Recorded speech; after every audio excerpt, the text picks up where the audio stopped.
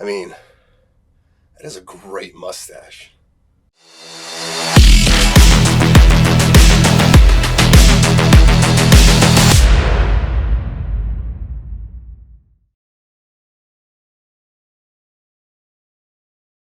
Hey there guys, my name is Tyler and welcome to my Ty Talk. Today's video is going to be a brief biography of Friedrich Nietzsche. Have you ever heard of the phrase, "that which doesn't kill me makes me stronger"? That phrase was coined by Nietzsche in his book Twilight of the Idols. He wrote several other books, but for now, let's just start at the beginning. Nietzsche was born on October 15th, 1844, and was named Friedrich after the current king of Prussia, Friedrich Wilhelm IV. The two of them shared a birthday, but unfortunately Nietzsche died fairly young at the age of 55 on August 25th, 1900. For context to my fellow Americans, Nietzsche was born roughly 17 years before our Civil War started in 1861. He was born in Rockin, Germany, but at the time it was not Germany, but the German Confederation, which was led by the Kingdom of Prussia. Nietzsche was raised with Lutheran Christian values and was called the Little Minister since he was often seen reading over his Bible. In 1864, at 20 years old, he graduated from his Protestant boarding school and chose to further his education at the University of Bonn. While there, he studied theology and philology, which, surprising to me, is a word and an actual thing. Philology is the study of languages in both spoken and written historical sources. This is basically saying that he studied how people used to communicate with each other and why they used certain words. While at the university, he found himself losing his faith in God and butting heads with the professors. In 1865, just a year later, he transferred over to the University of Leipzig.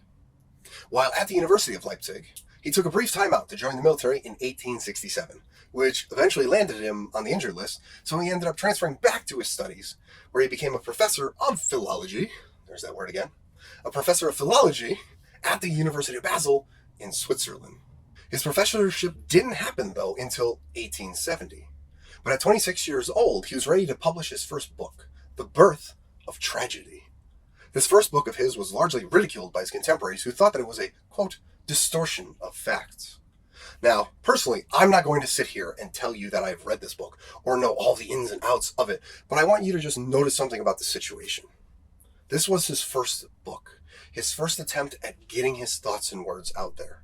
At just 26 years old, he writes a book and is ridiculed for it. All right, so what does he do with the rest of his life then? Quits? Gives up? Well, he ends up writing another 14 books. Now, this is unfortunately how his life is destined to be lived. Each passing year of his life, he sees countless setbacks, attacks, and failures. He loses friends, lovers, and even his health. The world pounded away at Nietzsche, taking him apart piece by piece, and yet, he still wrote his books. He still managed to get his thoughts out of his mind, even as it was collapsing. He considers his greatest work to be Thus Spoke Zarathustra, which he published in 1883 while his health was on its way out. This book is incredibly insightful as it warns against becoming a last man. A last man is the opposite of the overman, or Übermensch in German. A last man is the epitome of slave morality. The last man is a person, or society as a whole, that has given up on the positives in life and has been consumed by their egos. They are weak, unhealthy, irresponsible, and are concerned only with comfort and security. Nietzsche further elaborates on this last man by going deeper in his book, The Genealogy of Morality. This was published 4 years after Zarathustra, and he still is able to connect the dots of our world's most dangerous problems. He now calls the last man a follower of slave morality. Nietzsche studied Rome and the religious slaves that they took, watching as these two distinct groups grew up in a society together, but established completely opposite sets of values. Where the Roman says, it's good to be strong, the slave says, oh, it's good to be weak. Nietzsche kept seeing this come up over and over in his research. He noticed that the strong imposed their will onto others because they were powerful enough to do so, while the slave, being weak, had to find devious ways around the master. The slave could never go head to head with the master, since they weren't strong enough to do so. But this happened at every step.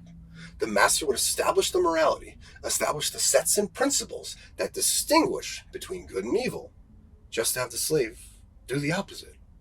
In our modern world, we are still plagued with this war of master versus slave. But as I mentioned in the introduction episode, it's not between a person that is being forced into servitude and their owner. It is between masters and slaves of their respective egos. A master sets the morality, and then the slave reacts to it. The master has their own internal validation, while the slave seeks external validation from others. A master will generally manifest in the good and positive characteristics of life, while the slave, being the opposite, manifests in the bad and negative characteristics. I'm sure you're probably asking by now, well, how do I know this? How do I see it and break it all down? Well, I did so by asking one simple question. Is it better? Hey there guys, thank you so much for watching that video. I hope you enjoyed it. If you haven't already, be sure to like, share, and subscribe. And I will see you all in the next one. Thank you again so much for watching.